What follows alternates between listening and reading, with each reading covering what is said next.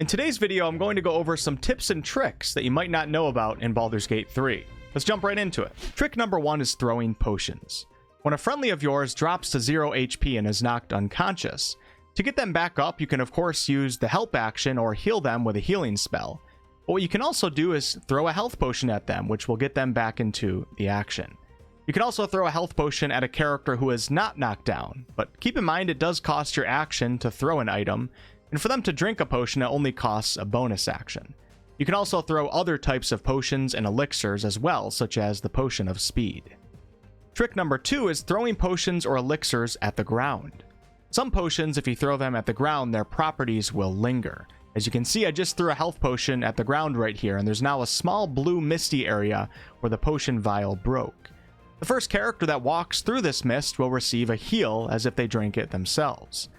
But where throwing potions at the ground can become really useful is when you have several characters that are within melee range of each other. If you throw a potion at the ground in between them all, they can all receive the benefits of that single potion. And this is super powerful with a potion such as the potion of speed, which temporarily gives creatures increased movement speed and 2 actions to use on their turn. As you can see right here, I just hastened several characters with just one throw in one potion. It's important to throw it close enough, though, to their bodies to where they all will receive the benefits, but also far enough to where it doesn't just hit one character. Also, if you gather your party around and throw a potion at the ground in between everyone, you can get a heal for everyone at the cost of just one potion. Trick number 3 is dropping potions on the ground, and dropping items doesn't cost an action or a bonus action to do, and then you can break these potions with weapon attacks or spells. If I really needed heals for a character, I could drink one potion with a bonus action and then drop a potion on the ground and hit it with a melee attack to get a second heal. If you're playing a class that gets extra attacks, such as a ranger, you could even drop another potion on the ground and use your extra attack to hit that potion as well, getting 3 potion heals on one single turn. Another trick is if you're standing in a fire surface, right when you drop a potion to the ground, it will break and it will give you an instant heal. You could theoretically drop every potion in your bag if you wanted to on one single turn, getting an insane amount of total heals. Now, a little more advanced would be dropping a potion on the ground in front of a character and then using another character to break that potion. For example, if I set a potion just in front of Lae'zel's feet, and then I use Clouded Daggers with Gale, hitting the opponent in front of her but also the potion, that would heal Lae'zel. The Clouded Daggers also acts like the fire surface does, and I could just keep dropping potions with Lae'zel on the edge of the Clouded Daggers and heal up for as many potions as I feel like dropping. Trick number 4 is jumping to increase your movement distance in a single turn. And this more so benefits characters with higher strength ability scores, but even those who dump strength and have a mere 8, you can still get a little bit further on your turn if you jump. This right here is a character with 16 strength. As you can see, on a single turn, I can move this far. But if I use the jump bonus action, look how much further I can get now. If you're trying to close the distance on an opponent, high strength characters can do this very, very well utilizing jump.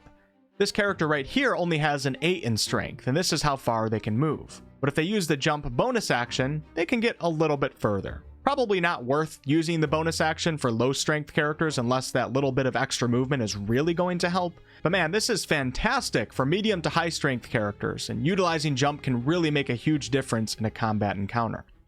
Trick number 5 is using surface elemental conditions to your advantage. So if there's water on the ground, or perhaps you throw water or use the create water spell, if you then use a lightning cantrip or spell on that surface or on a target that's standing in that surface, that water will become electrified, dealing more damage than just a single lightning spell could do to your targets.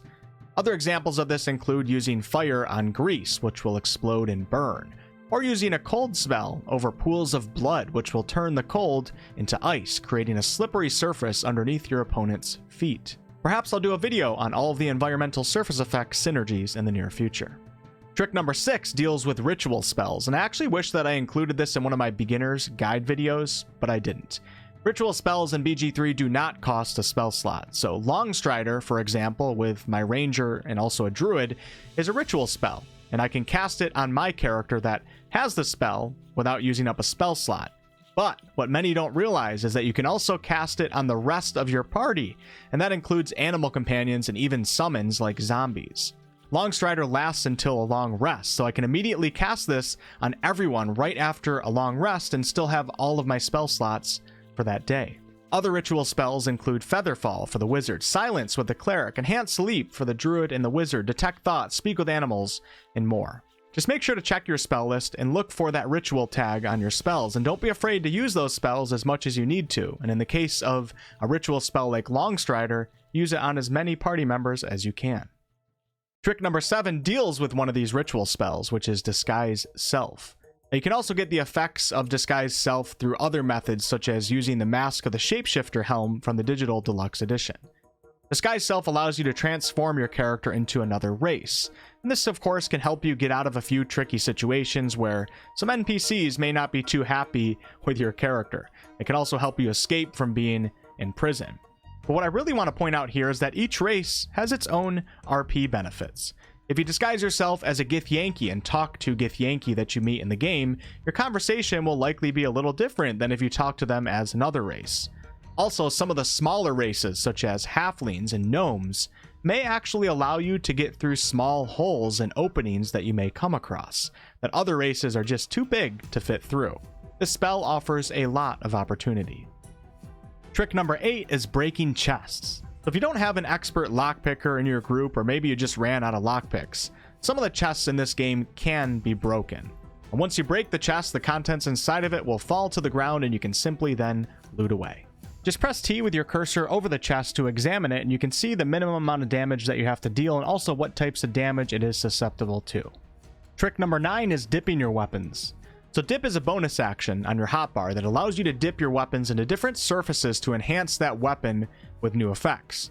For example, there's a candle right here, and if I use the dip bonus action with Will and his rapier now gets an additional 1d4 fire damage for 3 turns.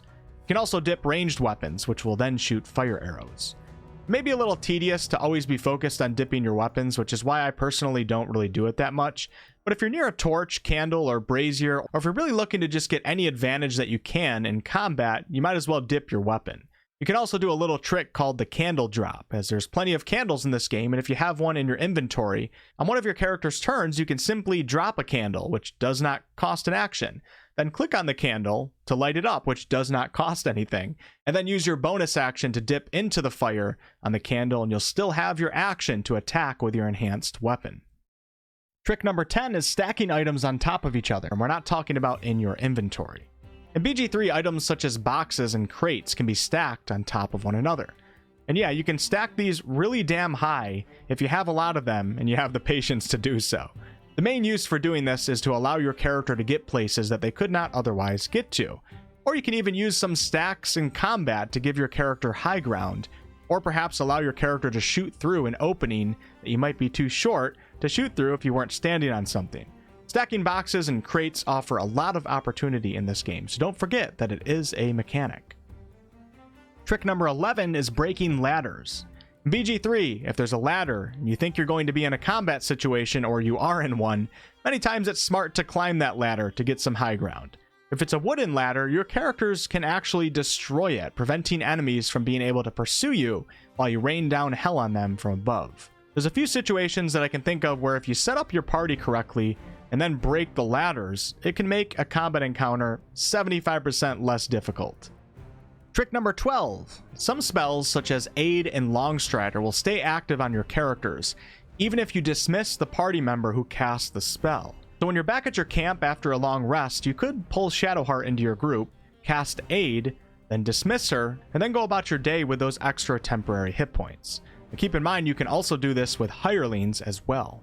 This method of getting buffs does not seem to work with concentration spells though, which in my opinion it shouldn't, so that's good. And that'll be it for this video. Thank you all so much for watching. I am in the process of testing out a few other tricks that you can do in this game, such as creating a bomb bag. But the bomb bag actually doesn't seem to work as good as many may think it does, as a lot of the damage numbers that you'll see when you blow up a bag that you threw that's filled with explosives is actually damage that is being dealt to the vials and the containers themselves. I'll catch you on the next one.